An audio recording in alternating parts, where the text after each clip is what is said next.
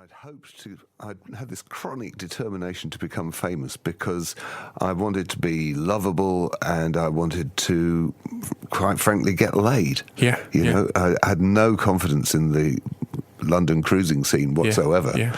You know, so I kind of hoped that people would find me more attractive if I had been on a stage and was poncing about with a guitar. Yeah. So, yes, I did get more laid, but I never knew who it was they thought they were sleeping with. Yeah. Because you knew that somebody was going to go brag, I just had him. Yeah. You know, it was just for a brag or a dare. Yeah. They didn't give a toss about me. No. And the very best experience from that whole late 70s thing I can remember was I went back to my stay with my parents up in County Durham, where the family there were.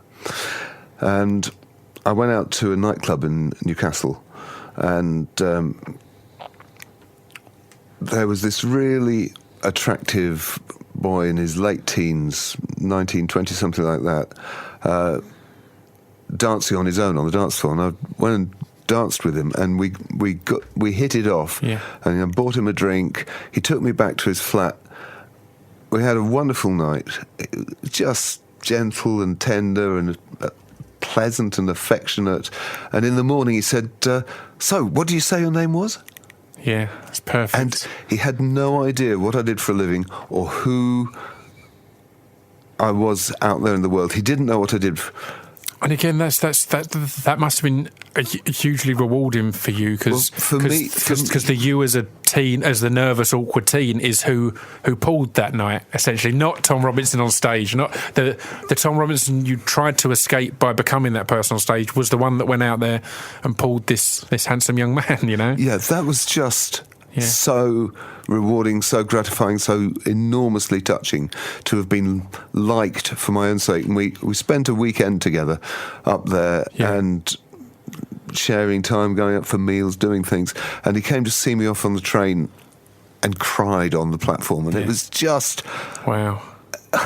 Yeah. In a time of turbulence and uncertainty, the band breaking up, horrible reviews in the press, managers pressurising you to go to America, what are you going to do next, publishers saying when we're going to have some new songs, agents saying you need to go and do some gigs in Japan, and all this stuff. That kind this of little episode, real-life, personal reaffirmation of your worth as a human being. Hugely important. Because again, it's tough at times like that, because there's going to be a level of people who are telling you how great you are, who you can't necessarily trust. There's going to be a level of people telling you how awful you are, who again you can't necessarily trust. You know, so to have that moment of purity in that way of this is just me, then that must have been I can understand that must have meant the world. So now you said that thing of how much this is a large amount of money for this year, but if you spread it over 3 years, how much is that worth? Well, the tax people sort of did that. Yeah. Because we got a lot of money from the first album. We spent most of it making the second album. Yeah. We didn't make very much money from the second album, and I invested everything I'd made from that into a band called Sector 27, which didn't sell any copies at all. And then the taxman came knocking and said, you know all that money you had? Where's our bit? Yeah. And at that point, I had nothing. Yeah. My management company, I'd by then left Steve O'Rourke and Tony Howard, the Pink Floyd managers. The new managers I'd gone to had gone bankrupt. The accountants who were meant to be looking after me hadn't actually kept proper records for the last 6 years. We'd been paying them a fortune, but they hadn't kept proper books. That's outrageous, and isn't it? There was nothing to be done. Yeah. But forgive me for telling you an anecdote that I've told a million times before, but your listeners might not know this. This is just a great little moment like the one we just discussed. I had to sell off everything. I had to sell everything that wasn't nailed down just to even kind of pay the short-term debts, let alone the sort of 80,000 quid owing in VAT and so I was selling off the last of the TRB flight cases and bits of equipment out of my garage.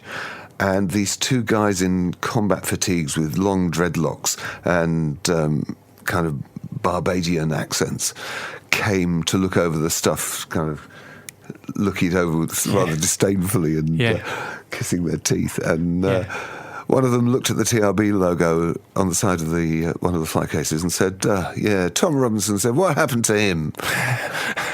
Wow. And I said, well, actually, I am Tom Robinson. Yeah.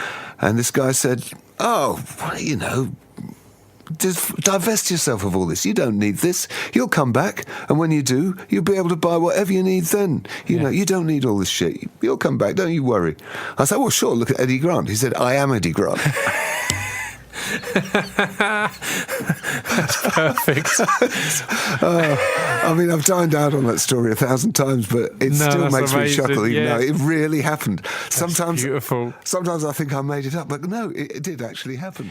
It reminds me a little bit, and again, I've told This piece of fiction is the intro to Destruction Pieces. This piece of fiction is the intro to Destruction Pieces. This piece of